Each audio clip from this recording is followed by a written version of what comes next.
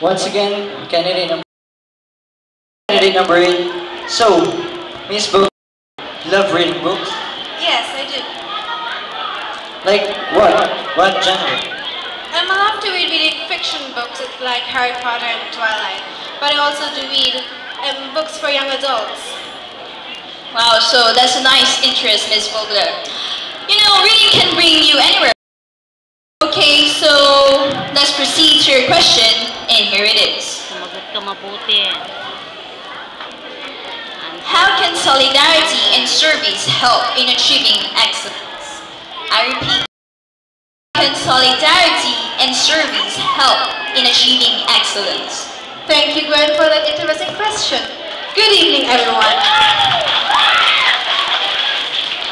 Excellence isn't only achieved through the mind, it is also achieved through one's personality. This means solidarity plays a big role in achieving excellence. Let's take, for example, a simple school project. How can a group attain a good project if the team members aren't even participating in doing it? So we need to have unity in a group to achieve